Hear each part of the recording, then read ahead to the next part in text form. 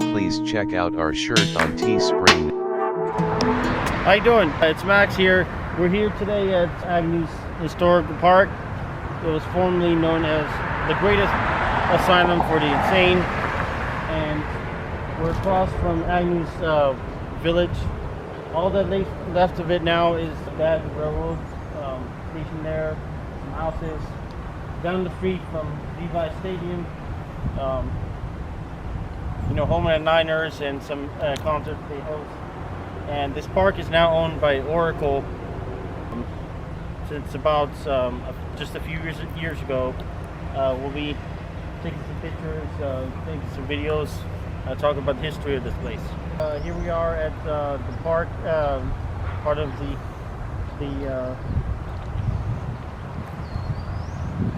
where there's benches, no barbecue pits.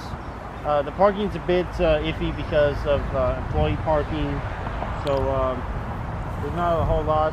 There's a workspace over there for Oracle employees, and the streets are actually named after famous doctors that work here or that are well known in the community. There's a bathroom by one of the displays of the history of this park. So it's not like there's no bathrooms here. Sometimes they're locked, but most of the time they aren't. Right now it might be locked because of COVID-19, but we'll see what happens when we get there. This is the map of the entire campus. Right now you can't really see that well, I believe. I don't think we're there. We're somewhere here. It doesn't actually tell you. I think we're here. They're in South Circle Drive. Or somewhere around here. Yeah, because Lafayette's right there. Yeah. So I'd say like we're around here. Yeah. Because but this is the entire campus. Some of it we can go into, but other buildings like back here are blocked off and are only for Oracle staff, and you can only look at the buildings that are out here in the park. Also, it tells you the years right here. Oh yeah, it also tells you like what year they were erected and Erected. You see erected. Erected. And reconstructed. I guess the last one was the 1940s. Yeah. 47. The shelter pens, which we probably can't see because it looks like it's running. I think it's located. We might climb a fence or two. Like a punch. You look like a fence jumper. So. Yeah. Okay. That's the superintendent's house, which was built in 1915. So the superintendent lived here up until his death in 1931, and it was designed by architect George Ceylon, and combines that Prairie Schoolhouse aesthetics to arts and crafts. Red tiles on top, and then this padded stucco type walls.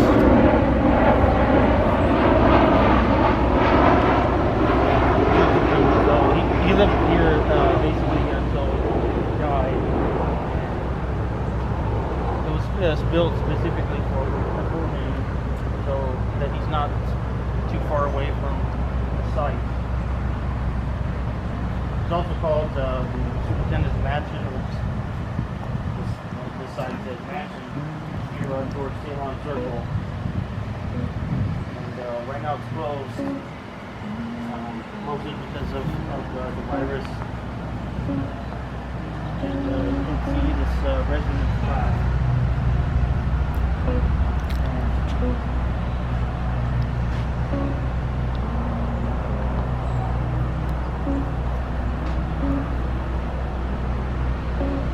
So as you can see here, it says Superintendent's Resident Search Documentary Stalking. That's the name of the superintendent's home from its construction in 1915 to his death in 1931. Prominent foyer, library, and drawing room are typically large houses of this period. There's a library here also.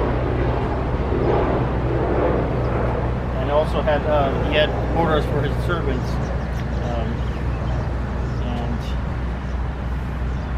he also had a overnight quarters for the governor who would come by to give the place a once over. The administration building, it was erected in 1909, is one of the buildings that was reconstructed previously from the 1906 earthquake. Combined the Mediterranean style revival and some of the stucco walls that were popular around the 1800s to about the First World War. That was popular. You can see all the tiles and designs of the buttresses and sidings. This was mainly for learning and research for the admins here on campus. Also had facilities so people in the board managers can stay overnight. And also has a general library for education for the nurses and doctors that live here and work here.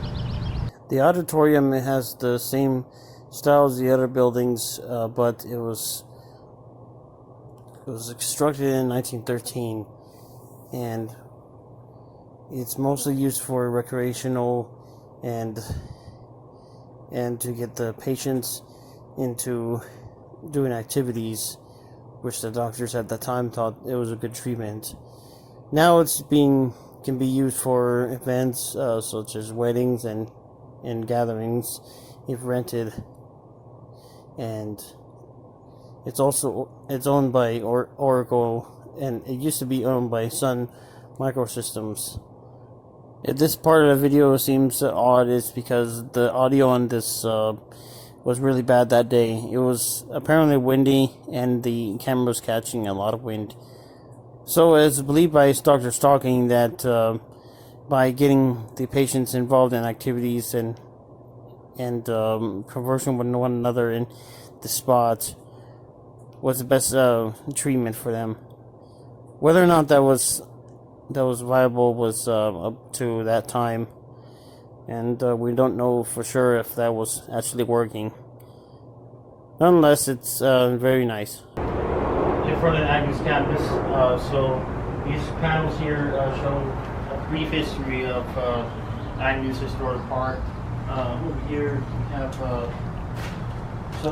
some pictures of what Agnews looked like when they were just building just across the street from the village. You see how the railroad station looked, and the outline of the hospital before they actually started building. Looks like they had some animals like on site as a small farm.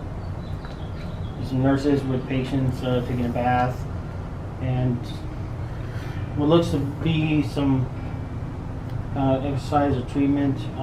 No, it says bakery. Yeah, until the 60s they used to have a bakery. Well, I mean, the patients worked in the bakery, in the laundry, and the furniture shop, and I guess the cannery. It was just those little small businesses that they had here while the patients were being treated. And then you come over here to where how this place has changed over the last 100 years. I mean, we're seeing before the earthquake and what happened during. You've seen over here where the building fell down, but the main building, at least a few of the main buildings that got demolished, and some staff. And you can see, like back in time, like the buggies they had, these carriages, well, being horseless carriages, I would say they were called back then. I guess this is a camp that they set up. Reenactment of the Battle of the Rough Riders, storming San Juan Hill.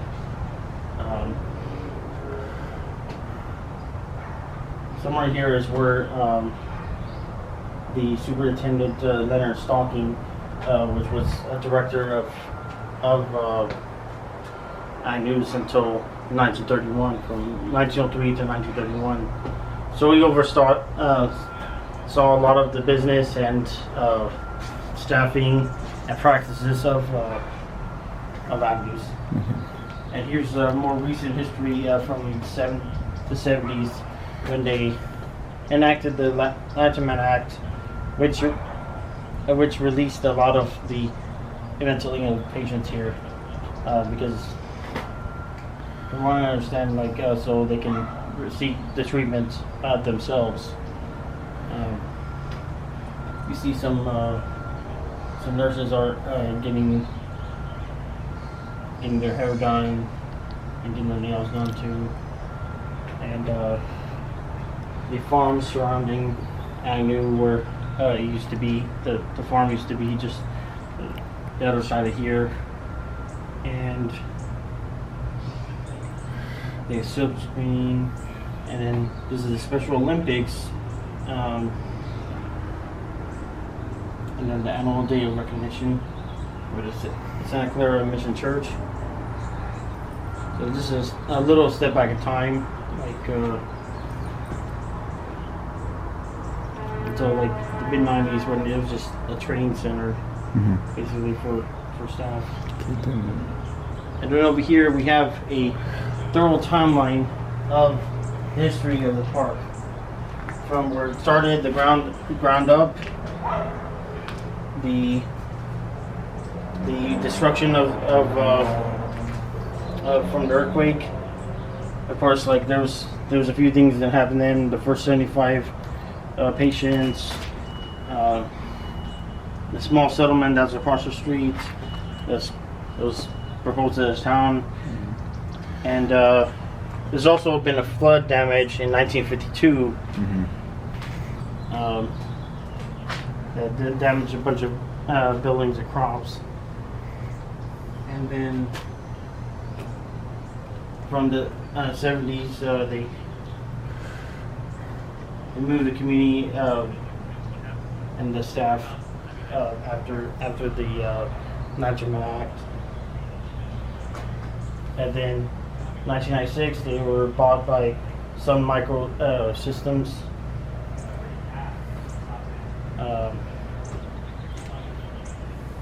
And it goes up to 2003, where Rivermart grand opening. I believe they purchased a small portion of land in the West Campus. Okay. And here's the last one up until today. You can see the restorations of some of the buildings that have been damaged, like the clock tower, the Glen neighborhood at Rivermart, auditorium, and the superintendent's residence.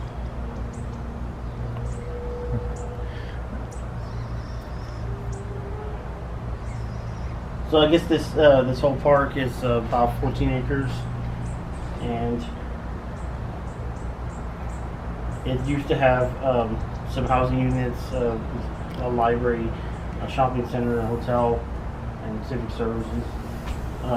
Some of which are being used as office buildings now, but I don't know if all of it's actually here. So we have that. All right, and we're gonna go to the clock tower where the Green Day video for Basket Case was filmed inside of it. I mean, I don't think we can go inside, but at least we can look at from what it looks like from outside. As of now in 2020, we plan to do more videos on places, interesting places of interest in the Bay Area, and maybe more commentary, more content, different kinds of content.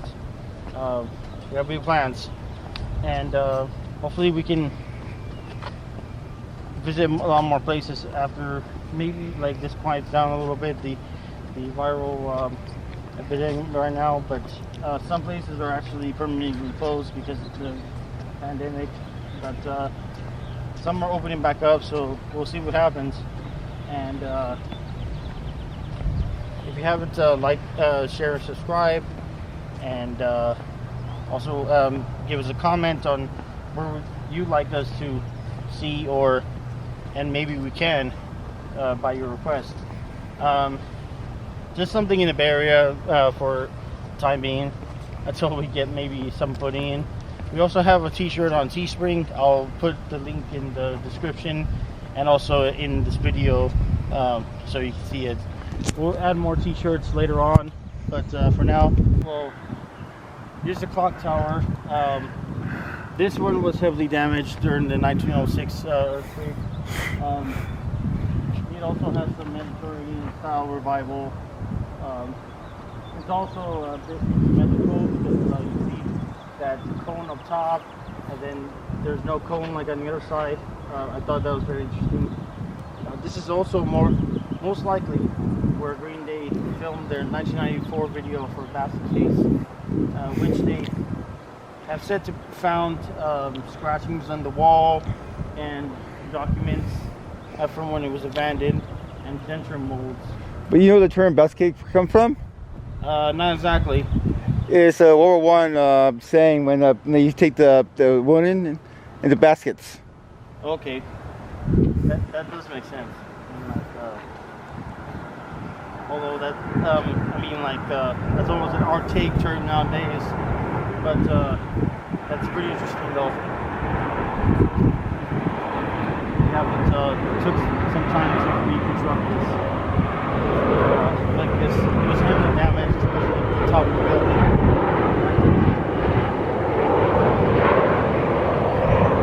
Like other buildings here also was affected. This is also the work of George Talon. He actually did a lot of the architecture for many buildings here. And this is most likely where a lot of the patients were held and lived. A lot of staff came in and out of here. But you know, I mean, that's something about the whole building is like, you know, it's really cool. The architect, the details and everything, the floor, the outwork and everything. You don't see that anymore in the modern buildings anymore. The details and everything, the love and passion. Yeah, I mean, like you know, the care that's taking care of this, like the tile floors in there. I'm not sure the tile floor is original here, so probably not. But I'm pretty sure that. But look at the like little things like this. You know what I mean? You know, like little things, the doorknobs, like little details, and you don't see that anymore. The modern style. The other thing, I'd be all like space age, boring look. Like nowadays they do like looking for a slick and very almost like Apple aesthetic looking, you know, like how like it's all slick and stuff. It's not really the place; it's the history of the place, too. I mean, he really tried. I mean, it's one of the few places I don't hear any horror stories about this place or mistreatment. There's always the East Coast. You hear mistreatment in insane asylums, but you never really. If you know some stories about it, crazy stories or ghost stories, you know, please tell us. Yeah, tell us in the comments. Also, there's a video of a YouTuber got into the building. This building actually. Yeah, because we can't go inside. Yeah, but back in the day, before got all security eyes. But so anything else to say about this place, Max, or you're the brainchild? I would say this is the first actual asylum type place I've been to. Most of the other like mental institutions I've seen, especially in my hometown, are just little buildings. You know, like that were born in that were made in the 70s. I mean, I'm pretty sure they had like ways to house them, but not like this, like where it looks like an actual house, like you know, like the building that, not like just these little uniform buildings that you see today. Well, the thing is, I mean, interrupt you, but the thing is, this area was like Merced, like orchard, fields. It was nothing really. Right. Yeah, it's very agricultural. It was flat, a lot like Merced, like it until it started getting bigger and bigger. Some reason they started. I think because it was close by San Francisco, they want to keep this insane people near San Francisco. That's the only proper heavy population area was in San Francisco during that time. But you know, it was mostly orchard. I mean, Palo Alto had good population. San Mateo had good population, but this area didn't really have much. It was more farmland. Right. You tell how the. Also, the death toll for here.